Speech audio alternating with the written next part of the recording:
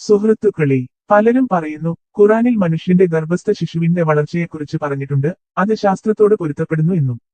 പക്ഷേ സത്യം അതാണോ? നമുക്ക് ഖുറാനിലെ വാക്യങ്ങൾ എടുത്തു നോക്കാം. പിന്നീട് ശാസ്ത്രസത്യവുമായി താരതമ്യം ചെയ്യാം. ഒന്നാമത്തെ വാദം. ഖുറാൻ സൂറ 76 ആയത്ത് 2 പറയുന്നു, മനുഷ്യനെ നത്ഫയിൽ നിന്ന് സൃഷ്ടിച്ചു എന്ന്.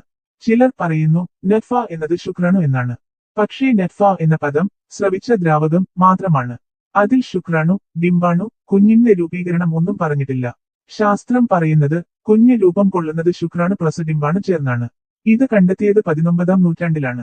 അതുകൊണ്ട് നത്ഫ എന്ന വാക്ക് ശാസ്ത്രീയമല്ല. ഇത് അസ്പഷ്ടമായൊരു പരാമർശം മാത്രമാണ്. രണ്ടാമത്തെ വാദം.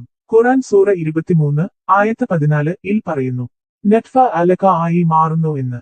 അലക എന്ന പദത്തിന്റെ സാധാരണ അർത്ഥം രക്തക്കട്ട ആണ്. പക്ഷേ ഭ്രൂണം ഒരിക്കലും രക്തക്കട്ടയായിരുന്നിട്ടില്ല. ഭ്രൂണം ജീവിക്കുന്ന കോശങ്ങളാൽ നിർമ്മിതമാണ്. ലീച്ച് പോലെയാണെന്ന് പറയുന്നത് നിർബന്ധിച്ച് ചേർത്ത താരതമ്യം മാത്രം. ഗ്രീക്ക് വൈദ്യനായ ഗാലൻ തന്റെ ഗ്രന്ഥങ്ങളിൽ ഭ്രൂണഘട്ടം രക്തക്കട്ട ആയി പറഞ്ഞിട്ടുണ്ട്.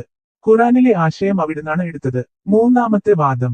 ഖുറാൻ സൂറ 23 ആയത്ത് 14 പിന്നെയും പറയുന്നു, അലക മുദ്ഘ ആയി എന്ന്.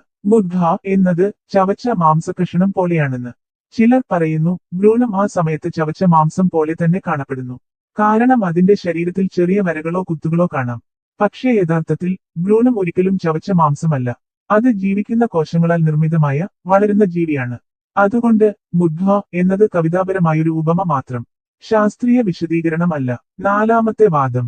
അതേ ആയത്തിൽ പറയുന്നു, മുദ്ഘയിൽ നിന്ന് അസ്ഥിയുണ്ടാക്കി, പിന്നെ അതിന് മാംസം പൊതിഞ്ഞു. ഇതിന്റെ അർത്ഥം ആദ്യം അസ്ഥി പിന്നെ മാംസം. പക്ഷേ ശാസ്ത്രം പറയുന്നത് അസ്ഥിയും പേശിയും രണ്ടും ഒരേ സമയം വളരുന്നു. രണ്ടും ഒരേ മെസോഡോമിൽ നിന്നാണ് രൂപം കൊള്ളുന്നത്. അതുകൊണ്ട് ആദ്യം ബോം പിന്നെ മസിൽ എന്ന ആശയം തെറ്റാണ്. ഈ വാക്യം ശാസ്ത്രത്തോട് പൊരുത്തപ്പെടുന്നില്ല. അഞ്ചാമത്തെ വാദം. ഖുറാൻ സൂറ 23 ആയത്ത് 14 വളർച്ചാക്രമം നോക്കിയാൽ ആദ്യം നത്ഫ, പിന്നെ അലക, അതിനുശേഷം മുദ്ഘ, പിന്നെ അസ്ഥി, പിന്നെ മാംസം. ചിലർ പറയുന്നു ഈ ക്രമം ശാസ്ത്രത്തോട് പൊരുത്തപ്പെടുന്നു. പക്ഷേ യഥാർത്ഥം വേറെ തന്നെയാണ്. പുരാതന ഗ്രീക്ക് വൈദ്യന്മാരായ ഹിപ്പോക്രേറ്റീസ്, ഗാലൻ എന്നിവർ പറഞ്ഞ ഭ്രൂണവളർച്ചാക്രമം ഇങ്ങനെയായിരുന്നു. ആദ്യം ശുക്രം, പിന്നെ രക്തക്കട്ട, അതിനുശേഷം മാംസം, അതിനുശേഷം അസ്ഥി. ഖുറാനിലും അതേ ക്രമം തന്നെയാണ് കാണുന്നത്. അതിനാൽ ഇത് ഒരു പുതിയ അറിവോ ദൈവിക വെളിപ്പെടുത്തലോ അല്ല. പഴയ വൈദ്യശാസ്ത്ര സിദ്ധാന്തം ആവർത്തിച്ചതാണ്. സുഹൃത്തുക്കളെ, എല്ലാം കൂടി നോക്കിയാൽ വ്യക്തമാണ്.